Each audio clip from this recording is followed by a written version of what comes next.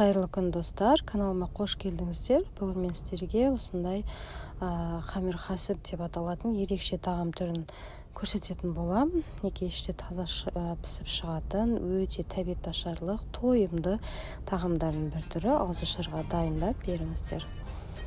Видеомды соңына дейін қарап отырыңыздар. Неге алдыменен біз қамырымызды илеп алатын боламыз. Ол үшін мұздай суымызға, салқын суға, яғни 1 шай қасықта тұзымызды салып, және 1 жұмыртқаны салып, жақсылап араластырып аламыз, және де оны ұнымыздың үстінен салып, қамыр илеп алатын боламыз.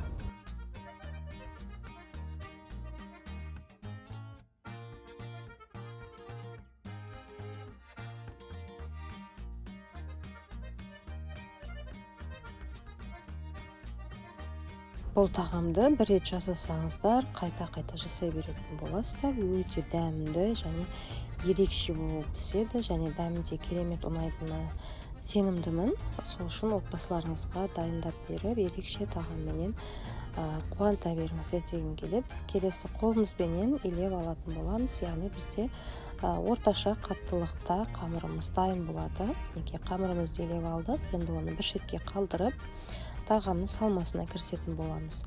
Ең әуелі біз күрішімізден бастаймыз. Күрішімізді табамызға аздаған сұйық майды құямыз, және де жуылып алған күрішімізді салып, 2-3 минуттай осы майда қуырып алатын боламыз.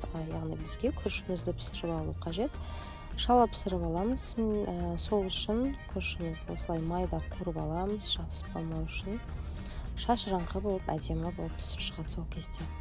Енді оның үстінен суын құямыз, және де бетін жауып 5 минутқа баяу отта қайнатып алатын боламыз. Сол кезде күрішіміз піседі. Яғни шала пісіріп алсаңыздар болады, жаңағы салмамызға салып араластыратын боламыз.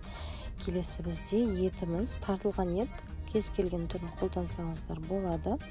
Оның үстіне 2 менде орташа көлемдегі пияз, оны да көбіктеп турап аламыз.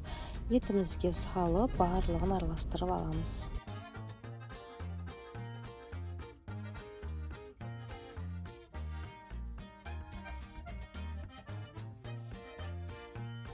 Енді күрішімізді саламыз. Неге күрішіміз осындай дайын болады, шашыраңқы болып, әдем болып пісіп шықты, яғни таза пісіріп жібермейсіздер. Енді бізде дәмін келтіретін тұзымыз, қара бұрыш және паприка міндетті түрде, және де менде әмбебап дәмдеуші, соны салып, жақсылап қолымызбенен осылай араластырып аламыз. Бізде бір келгі өте тамаша осындай масса дайын болады. Келесі қамырымызды жайып бастаймыз. Бізде қамырымызды кәдімгі мантының қалыңдығы сияқты етіп, біркелкетіп жайып аламыз. Және де дәл мантынікі сияқты етіп кесетін боламыз.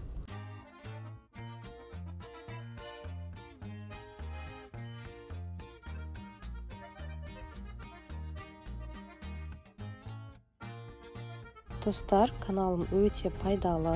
Жоғалтып алмау үшін міндетті түрде тіркеліп өтіңіздер, және де қоңырауша белгісін басып қойсаңыздар, менің келесі видеоларым сіздерге SMS түрінде түсіп отыратын болады. Өздеріңізге ұнаған, оңай жолмен дайындалатын және үйден бар табылатын, қарапайым заттардан жасалатын тағам түрлері, салат түрлері, көптеген тәттілердің рецептін каналымнан таба алатын боласыздар. Сол үшін міндетті түрде тіркеліп кетіңіздер.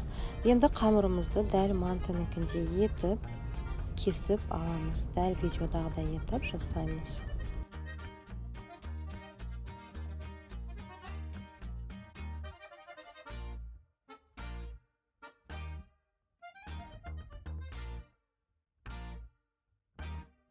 Қамырларымызды осылай жайып шығамыз. Енді видеоға мұқият қараңыздар.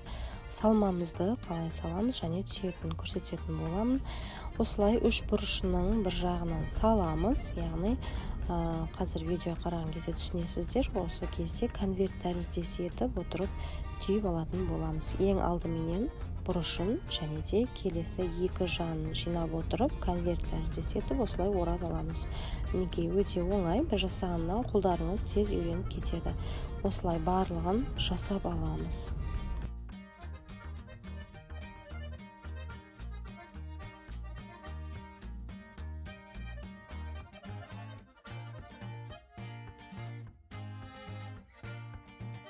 қамырды илеген уақытта укропты майдалап турап жіберіп қамырға араластырып жасасаңыздар да болады. Сол кезде укропты қамыр тәріздес болып өте әдемі болып шығатын болады көрінісі де.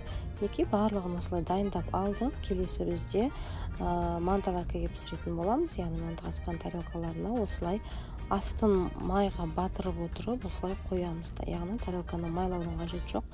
Осылай қоямыз, сол кезде жабыспай көлемді болып әдемі болып пісіп шығатын болады. Барлығын осылай қойып шыққаннан соң бетін майлаймыз. Мінекей видеода мұқият қарап отырыңыздар. Өздерін ыңғайлы етіп орналастырып шығамыз, және де бетін сұйық майменен майлап шығамыз, дәл мантыдегі сияқты етіп. Енді қазанымызға 35-40 минуттың көлемінде қоятын боламыз. Бізге етіміз таза пісіп шықса болғаны, өйткені күрішіміз пісіп тұр. Сол себепті 35-40 минуттың ішінде пісіп шығады.